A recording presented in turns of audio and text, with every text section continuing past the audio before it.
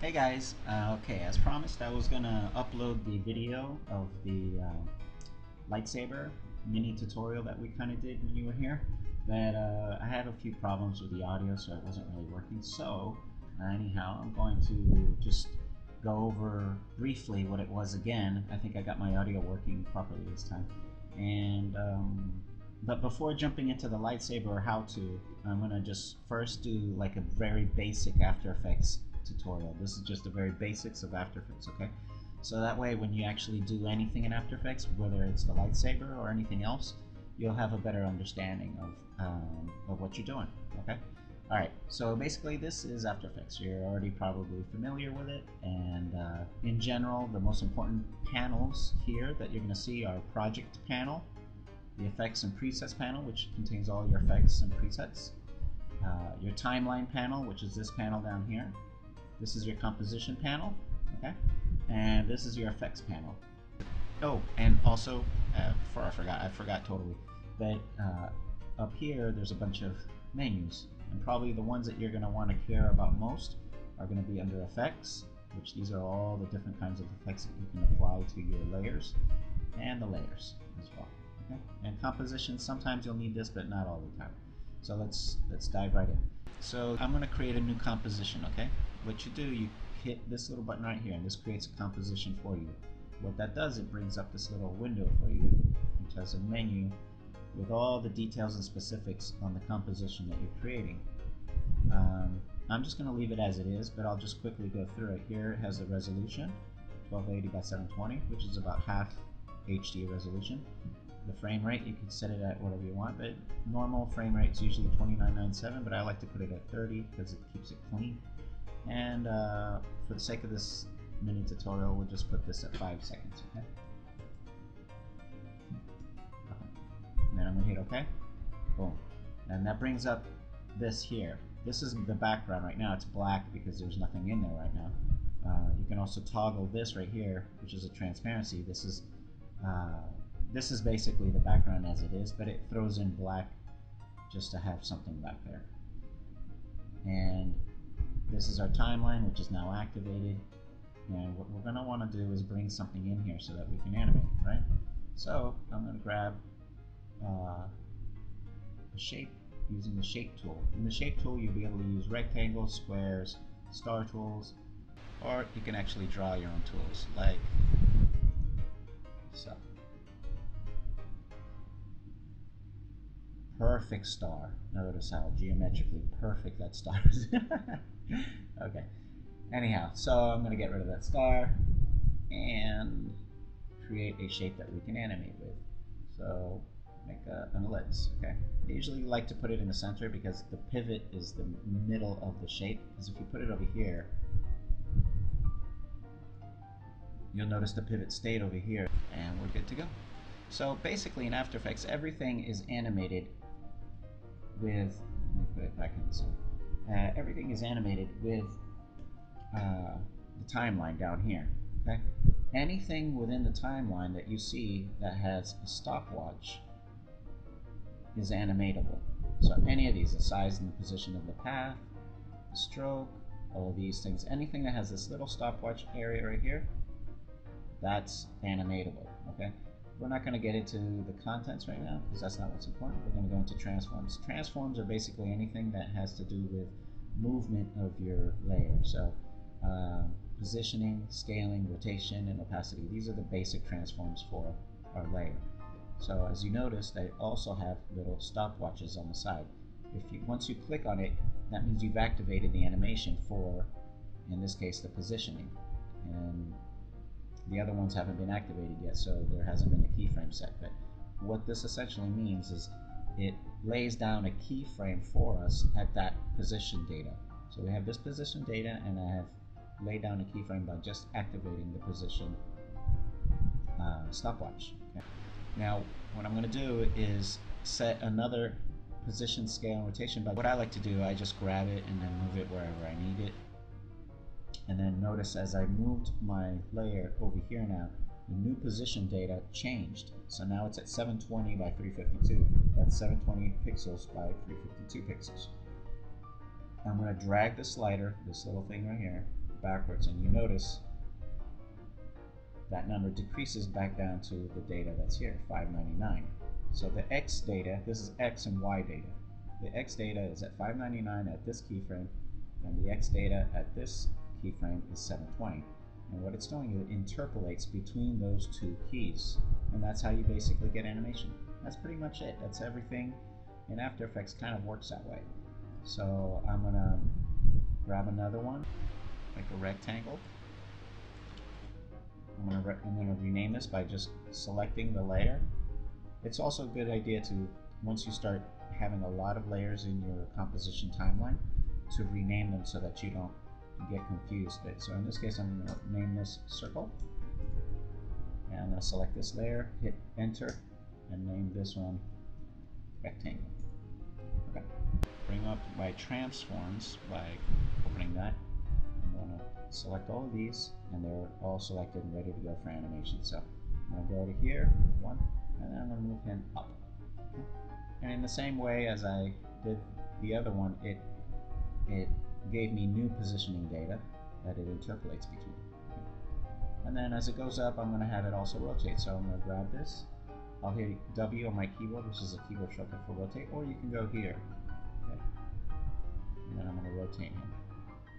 And because I did so, it actually added a rotational keyframe at that point in time. Okay, so then let's just say from here to 2 seconds, I want this to move over here. I'm going to have it move over here. And then I'm going to have it rotate at just 90 degrees. So from here to 2 seconds, it moves from here to here and rotates 180 degrees. Then from here to here, it moves to this point and rotates 90 degrees. Now you're going to notice After Effects does this a lot. The reason why it interpolates in a softly round manner between keyframes, it tries to smooth out the motion, because in real life things don't move robotically from one point to the next, and so it automatically gives you what's called a Bezier curve between the keyframes. I'll try to explain that a little later. Probably in person would be better, but if you notice, it has these Bezier handles, and it tries to interpolate between this point. Once you've set a third keyframe, the in-between keyframes will try to be interpolated with a Bezier curve. You can, of course, get rid of that and make it interpolated what's called step curves, which it just goes from point to point, but then you'll notice that the motion is somewhat robotic and not as smooth. So After Effects kind of tries to help you out with that and throws in a smooth trajectory so that you get a nice rounder motion between the two keyframes, because that's just the motion's more natural that way. And then it does give you the option of keeping it straight as if a computer animated it as well. And that's pretty much it. Everything in After Effects can be animated in the same exact manner. So anytime you see anything with these little stopwatches next to it, that means it's animatable. If you have your object animated and you got it pretty much the way you like, I'm going to jump into another fun part of After Effects, which are the effects, and that's in this panel. You can either select them through here, or you can go to Effects and Presets and type in any type of effect that you're trying to think of. In this case, I'm going to look for blur, and it brings up everything that has blur in its title for the effect. Okay, but I pretty much know where it is, so I'm just going to go straight to the blur by going to Effect. I'm going to make sure my layer that I want selected is selected, which is rectangle, effect, blur and sharpen, and I'm going to go with fast blur. Alright, so I have now fast blur under my layer, and that means in the effects panel in fast blur, it will affect this rectangle. And if I open that up, the little twirler here, it shows me all the parameters that are animatable within the fast blur, which is blurriness, the dimensions, and whether we repeat edge pixels or not. Okay. For this, we're just going to play with the blurriness. and I'm going to click the stopwatch. Notice anything that has a stopwatch is animated. So I'm going to click the blurriness stopwatch, which is at 0, 0. It turns on my animation here by providing me a keyframe. So at 0 frames, the blurriness is at 0. Okay? So I'm going to now move to my 1 second marker, and I'm going to increase this to 5. Notice now this is blurrier than when it was here. Notice how nice and sharp that is. So from 0 to 1, it interpolates a blur of 5 units of blurriness. And then we're going to go back down to 0. So let's play that out. There we go. So and just like that, you can pretty much animate anything in After Effects. So once you get the gist of what you're doing down here, you may want to take a look at the effects panel, because there's so many cool effects that you can go in here and test out. This is where it gets fun. And that's it. So hopefully this helped you guys out, and if you have any questions, please make sure to write me. I'll be happy to try to help you with whatever I can. And at some point I'm going to try to then record a video on how to do the lightsaber that we went over that one day. But let me, you know what? Let me see if I can do something rather quickly. Look for some footage, and all I have is some baseball footage, so that's kind of close to what a lightsaber would look like. I'm going to grab it and drag it down to this composition window. What that does, it opens the footage within a composition window with all the parameters that are needed for that footage. So it takes into account, here it's HD, it's 1920 by 1080, and it takes into account all this data that comes in from the footage and creates a composition that takes that into account. So this is going to be at a higher resolution, and the frame rate, as you notice, is 2997, and a few other things. You can also look at that if you right click in the timeline and hit composition settings. Remember this menu from the first time? It does that for each one of the compositions. So that's a quick way to be able to see, the details of how the composition is set up for you. So anyway, here we are. Our guy who's going to swing his lightsaber to smack that ball out of the park, right? Okay. So in this case, what I like to do is, on top of the footage, is to bring in a solid. So you can do it a number of different ways, but the quickest probably way is to say layer new solid, and that throws a solid with a composition size, make comp size, okay, and throws it on top of our footage. So anything in After Effects is layered one on top of another. As After Effects is a compositor, it composites the swarm solid over the footage metro, right? So on this solid, the reason why I do that is that keeps the effects separate from the footage that is down here.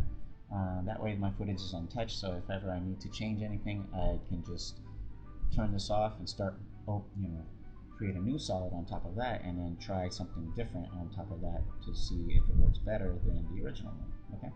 But for now, let's just leave the first one on.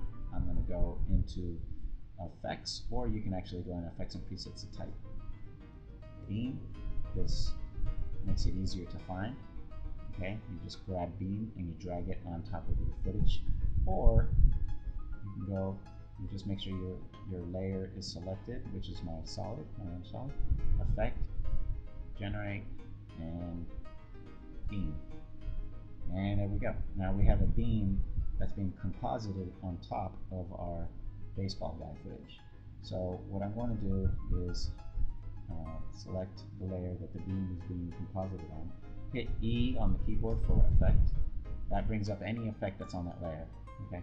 If you notice, if you click here and you try to click E, nothing comes up because there's no effect selected. So I'm going to go here with the keyboard. I hit E, the letter E, like Elijah, and it brings up my effect. Then I twirl this open, and this has all the parameters that can be animated for the beam. At this point, I'm not gonna be worried about too many of them, so I'm just gonna first play around without animation to get the look that I want. Right now, if you notice, the length is only at 25%, so I'm gonna increase it to 100% so that it's 100% between the 2 points. You got 1 point here, 1 point here. So my starting point and my end point. And then I'm gonna drag my starting point to where I think it should be, and my end point to where I think it should be. That's about in the center. Okay, then the starting thickness and end thickness, for them it's 8 pixels wide, so I'm going to go a little wider than that for the base, which is 29 pixels wide. Let's try 29 exactly. You can also enter it on the keyboard. And here's probably a little wider, so I'm going to put 45. That's about right. Okay. And you can probably do it even wider so that it can hide the baseball bat, but in your case, since you're using actual lightsabers, it will probably be enough. But you can put any number. This is, at this point, you're experimenting. Okay, so at this point, I'm going to put 35 and maybe 55, and that should take care of it. The softness, I'm probably going to try to eliminate the softness a little bit so it's a little sharper, and that's it. What we're going to want to take care of most at this point, at the beginning, is this stuff, starting and end point, because that's going to move every time the person moves, right? So that's what we're going to need to be worried about animating. Okay, but before I do that, I'm going to grab one more effect. I'm going to go into Effect, Stylize, and Glow. Okay, that gives my effect on top of the beam a nice glow effect, which you can also mess around with, and also has a lot of parameters that you can animate, but it gives you a little bit more finessing to get the look that you're looking for as far as lightsabers go. So I'm just going to leave that alone. I'm not going to even open it. You can open it to see what all the things are, but I'm just going to leave it closed so that we're only focusing on the starting and end point of this beam. So I'm going to turn on the animation for it with a stopwatch, just like we did before. And that means the start and the end point are there at this point in time. All right. I'm going to move forward 5 frames. 2, 3, 4, 5. And I'm going to move my start and end point again to try to match. I'm going to move 5 frames again. 1, 2, 3, 4, 5. Start and end point. And you notice how it's actually getting smaller because it's going back in space and perspective. You can animate as well the starting thickness and end thickness, but for this purposes, we're just actually what is called rotoscoping the bat so that it looks like it follows his motion. And if you notice, it slips on a few frames. What you want to do is go back after you've done the majority of the animation and tweak what as needed for the animation so it follows it perfectly. But what I like to do is I usually go and do the every 5 frames, or every time it seems that the motion changes drastically, like that. So I'll go over that.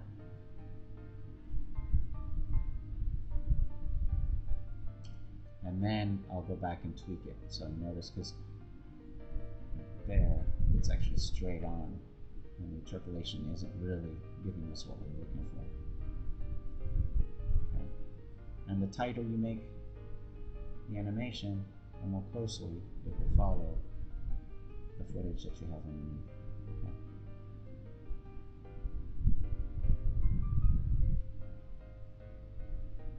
So, and you just add some sound effects, and you're ready to go. Alright, so that's pretty much the basics of that, and everything in After Effects also comes with this little clicker here that's motion blur. In real life, things get blurry when they move quickly. If you notice, like his arm and his baseball bat, I'm going to turn this off, is totally blurred out when it's moving.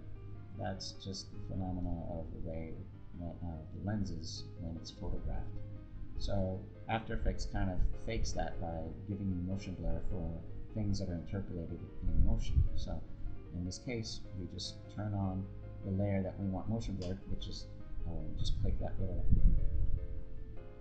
block here, and then turn on motion blur for the whole composition panel by clicking here. And you'll notice that it's already a little blurry here, but it doesn't really notice until you move, and it actually gives you that more natural looking wood. Okay.